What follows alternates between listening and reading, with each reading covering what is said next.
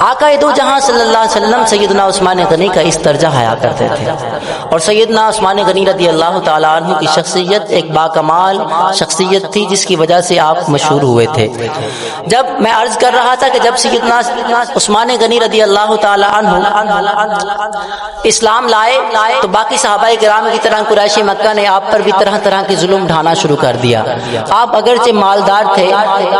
بہت ہی کثیر مالدار تھے، ہر شخص کی مدد کرتے تھے، محتاج کی محتاجی دور کرتے تھے، جو بیوہ ہوتی تھی اس کی بھی پرسان حال تھے آپ، لیکن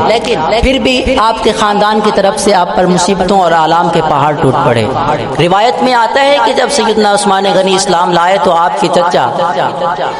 حکم بن عاص نے آپ کو رسیوں کے ساتھ باندھ کر قید کر دیا، گھر میں قید کیا دیا اور طرح طرح کی تکلیفیں دینے لگا، اور یہ جملے بولتا تھا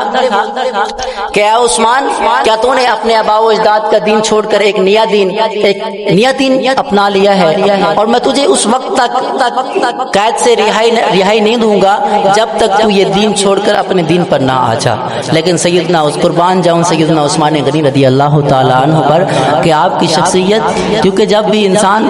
حضور کے دامن سے وابستہ ہو جاتا تھا طرح طرح کی تکلیفیں برداشت کر لیتا تھا، سختیاں برداشت کر لیتا تھا، اپنا مال و جان قربان کر دیتا تھا، حضور پر اپنی بیوی بچے قربان کر دیتا تھا، لیکن حضور کے دامن کو نہیں چھوڑتا تھا۔ وہ دل ہی دل میں کہتا تھا، دل ہے وہ دل جو تیری یاد سے معمور رہا، دل ہے وہ دل جو تیری یاد سے معمور رہا، سر ہے وہ سر جو تیرے قدموں پہ قربان گیا۔ وہ سر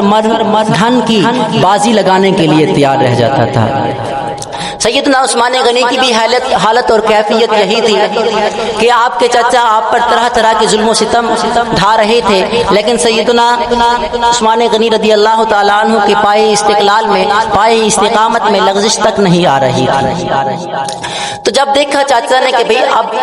اتنی میں نے ان کو تکالیف پہنچا دی ہیں لیکن یہ ماننے کو تیار ہی نہیں ہے، دین محمدی چھوڑنے کو تیار ہی نہیں ہے، تو اس نے نئے طریقے سے ہیلے اور بہانے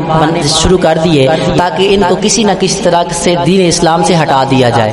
اس نے سیدنا عثمان غنی رضی اللہ تعالیٰ عنہ کے ہاں کچھ پیشکش رکھی۔ اس نے کہا، اے عثمان، تمہارے پاس دولت ہے، بہت زیادہ دولت ہے، لیکن اگر تو دین محمدی چھوڑ دے تو میں یہ تکلیفیں بھی تمہیں دینا چھوڑ دوں گا اور اس سے زیادہ دگنا چگنا کر کے تمہیں مال بھی دوں گا۔ لیکن میں حضور کے صحابہ تھے، حضور کے حسن جمال کا انہوں نے دیدار کر رکھا تھا، کب وہ چہرہ چھوٹتا تھا آنکھوں سے، طرح طرح کی تکلیفیں بھی برداشت کر لیتے تھے۔ تو سیدنا عثمان غنی نے آگے سے جواب دیا، اے چچا، ایسا نہیں ہو سکتا،